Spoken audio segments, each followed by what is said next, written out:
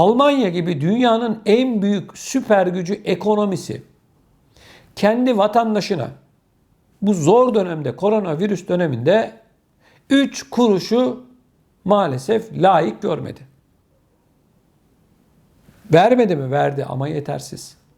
Biz şunu söyledik. Dedik ki bakın ben bu koronavirüs başlamış oldu. Mart 2020 tarihinden bu kapanmaların başlamış olduğu Mart 2020 tarihinden beri şunu söylüyorum. Diyorum ki ilk zamanlar şunu söyledim. İnsanlar eve kapanacak. İnsanlar ekonomik olarak zor bir duruma düşecek. Bunlar belliydi. Tamam. Peki bu insanlar ne yiyecek, ne içecekler? Biz bu insanlara daha fazla katkı vermeliyiz. Çocuğu olan ailelere, aile başına şunu söyledik biz.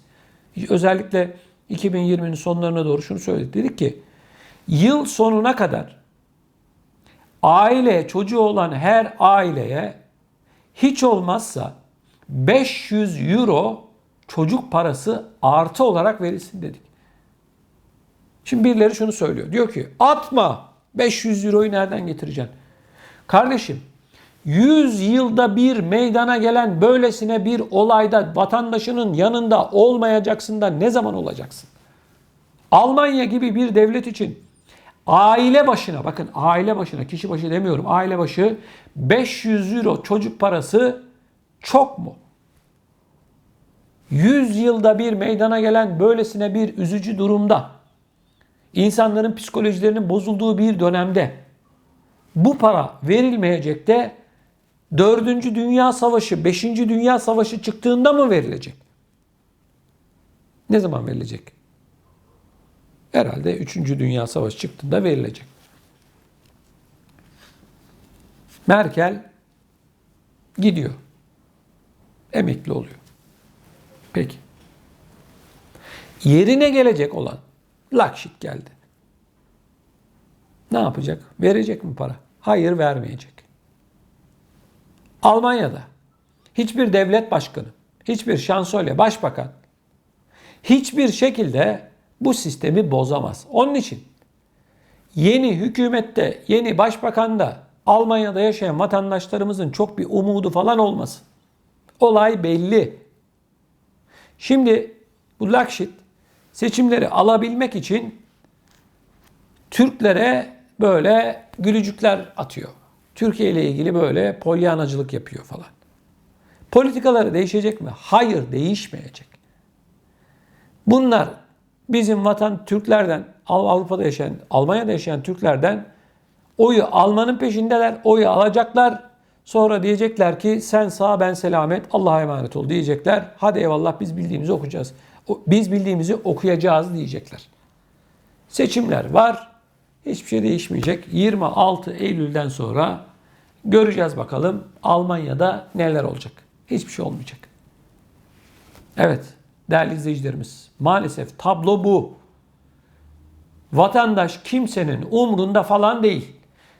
Dünyanın neresinde olursanız olun, hangi ülkede olursanız olun, koronavirüs döneminde halk büyük bir sıkıntının içerisine düştü. Parası olan daha çok para kazandı. Ama parası olmayan dar gelirli, orta gelirli insanlar hala sıkıntı içerisinde. Hala. Tüketim arttı, paralar aynı. Hani ben size desem ki ya Afrika ülkesi insanlara para versin vatandaşı. Nasıl verecek? Yok. Ben var olanı anlatıyorum. Almanya'yı anlatıyorum. İsviçre'yi anlatıyorum. Fransa'yı anlatıyorum. Belçika'yı, Avusturya'yı, İngiltere'yi anlatıyorum. Hani olmayan bir şey anlatmak da saçma. Var bunlar. Dünyanın en zenginleri. Var. Niye vermiyorsunuz? Saygıdeğer izleyicilerimiz, bu konuyu biz sabaha kadar konuşsak bitmez. Olay belli. İktidara gelen kasanın anahtarını cebine koyuyor ve bir daha da çıkarmıyor. Kendisi ya da partisi ya da başkalarıyla ilgili bir şey varsa anahtarı çıkartıyorlar. Tamam diyorlar, parayı verelim. Kısacık bir örnek. Almanya'da sel oldu. Değil mi? Geçtiğimiz aylarda. Almanya gibi bir süper güç hala vatandaşına doğru düzgün yardım yapamadı. Haftalar geçti. 7 hafta oldu neredeyse. Elektrikler tamamen o bölgelerde doğru düzgün çalışmıyor. Kanalizasyonlar patlak. 7 hafta vatandaşın Evinde hiçbir şey yok. Darmaduman olmuş. Evini kendi imkanlarıyla temizliyor. Hani kardeşim? Şimdi Merkel açıklama yaptı.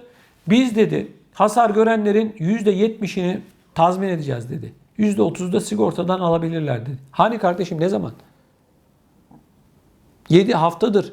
Belli değil mi hasar görenler? Yani arkadaşlar gerçekten söyleyecek çok söz var ama hani bir laf var ya, yerim dar yani. Bu konuyla ilgili neler düşünüyorsunuz? Lütfen siz de bu videonun altına yorum olarak yazmanızı rica ediyorum. Bu arada değerli izleyicilerimiz, sizden ricamız şu. Eğer videolarımızı beğeniyorsanız mutlaka like yapın, beğenin. Rica ediyoruz sizlerden. Eğer hala abone olmadıysanız mutlak surette Emekli TV'ye abone olmanızı rica ediyorum. Bu arada güzel bir haber vereyim. Bizim için de sizler için de.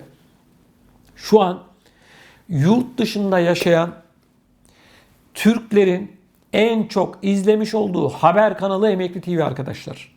Ben bize katkı sunan tüm izleyicilerime çok çok teşekkür ediyorum.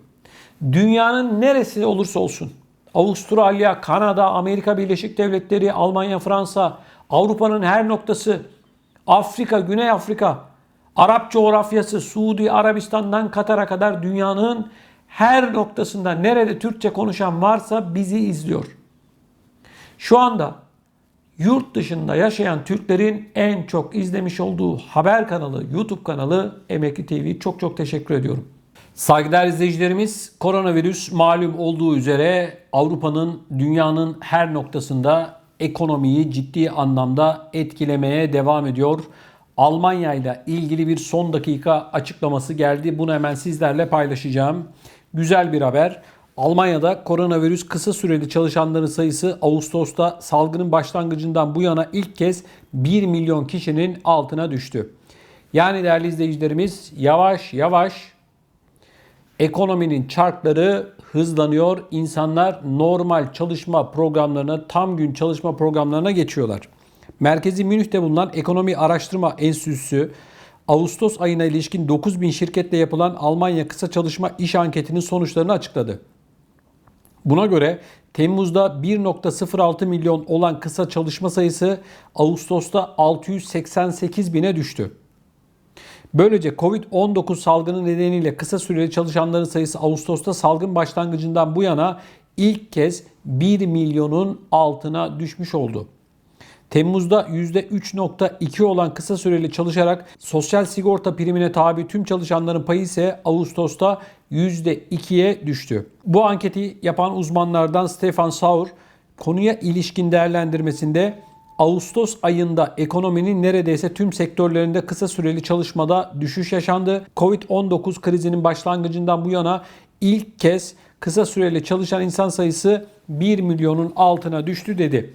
Konaklama sektöründe kısa süreli çalışma oranının Temmuz'da %17.1 olduğunu, bu oranın Ağustos'ta %10.1'e düştüğünü belirten yetkili, sektörde 107 bin kişinin kısa süreli çalışmaya devam ettiğini kaydetti.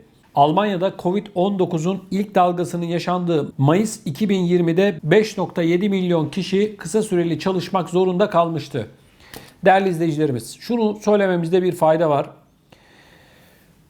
Ekonomiler, hem devletlerin ekonomileri hem insanların, vatandaşların ekonomileri en az 3 yıl sonra 2019'un seviyesine gelebilecek.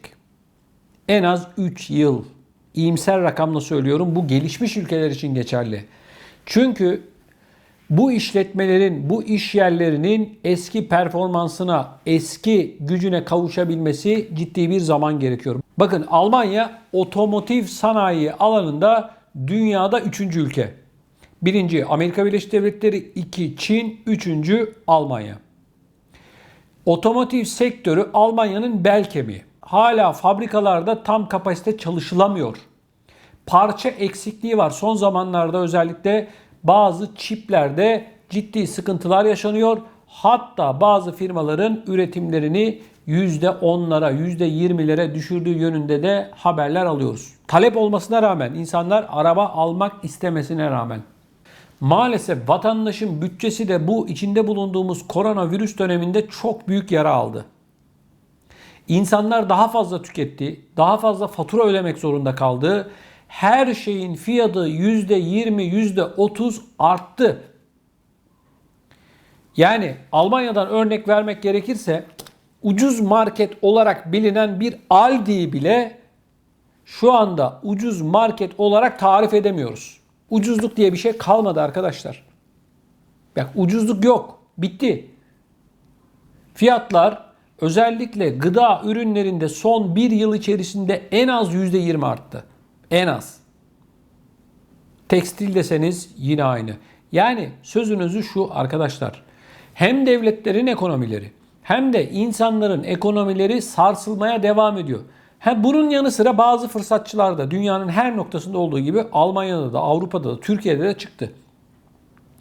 Koronadan dolayı fiyatlar yükseldi diye bir moda var şu anda. Adam bahçede maydanoz ekiyor. Maydanozu bile utanmasa diyecek ki yurt dışından geliyor. Fiyatlar bunun da arttı. Nitekim fiyatlar onların da arttı da. Yani böyle fırsatçılar doğdu. İnsanların maaşları aynı, gelirleri aynı ama baktığımızda bu tür fırsatçılar var. Şimdi ALD Lüks dedik. Bakın Türkiye'den BİM, A101, Şok. Türkiye'nin en ucuz marketleri olarak bilinirdi. Bunlar birer kartel oluşturmuş vaziyetteler. Yani bir ürünün fiyatını istedikleri gibi belirliyorlar. Niye? Her birinin binlerce şubesi var. Fiyat bu diyorlar. İster alın, ister almayın. Şimdi onlara baktığımızda bunlar içerisinde en popüleri BİM. BİM'e bile baktığımızda vatandaş artık BİM'in kapısına girmeye korkuyor. Yani Almanya'da Aldi neyse BİM'de o Türkiye'de. Ama fiyatlar sol şeritten gitmeye devam ediyor. Uçuyor. Ama maaşlar aynı. Ekonomik durumlar önümüzdeki dönemlerde daha da aşağıya doğru gidecek. Bu bir sefer net. Avrupa'da yaşayan vatandaşlarımız yine Türkiye'ye göre tabii ki daha çok şanslı. Almış oldukları sosyal yardımlar, paralarının değeri, paranın satın alma gücü çok yüksek. Şimdi izin dönemlerinin çoğunu vatandaşımız tamamladı. Avrupa'ya, Almanya'ya, Fransa'ya, diğer ülkelere geldiler. Türkiye'ye gittiklerinde Euro 10 lira olduğu için paralarının satın alma değeri tabii ki yüksek. Ama bakın vatandaş şunu söylüyor, gurbetçi. Kardeşim diyor, ne olmuş Euro 10 lira ama buradaki fiyatlar da 10 katı artmış diyor. Eskiden 100 liraya belki 4 kişi yemek yerken şimdi 300 lira olmuş. Yani Türkiye'de de Euro artıyor ama fiyatlar da yerinde durmuyor. Her şeyin fiyatı uçmuş vaziyette. Emlak fiyatları uçmuş vaziyette. Kira fiyatları uçmuş vaziyette. Araba fiyatları zaten sol şeritten gidiyor, 300 ile gidiyor. Yani radara 300 ile giriyor araba fiyatları. Almış başını gidiyor. Avrupa'ya göre kıyaslama yapmıyorum. Sakın hani yanlış anlamayın ama ben vatandaş boyutundan bakıyorum. Türkiye'den de bizi izliyorlar. Ama baktığımızda bu koronavirüs gerçekten insanların hayatını mahvetti. Cebinde parası olana sorun yok. Onda problem yok. Daha çok para kazandılar. Kazansınlar. Onda bir sorun yok. Yani dünyanın düzeni bu. Birileri kazanacak, birileri az kazanacak, birileri daha lüks yaşayacak, birileri normal yaşayacak. Bunda bir problem yok. Ama baktığımızda dar gelirli insanların gerçekten ekonomik olarak içinde bulunduğumuz bu dönemde büyük sıkıntı yaşadığını gözlemliyoruz. Özellikle ana vatanımız Türkiye'de Allah herkesin yardımcısı olsun. Gerçekten dar gelirli vatandaşımızın durumu çok zor. Ev fiyatları, kiralar, aklınıza ne gelirse her şey almış başını gidiyor. Fırsatçı çok.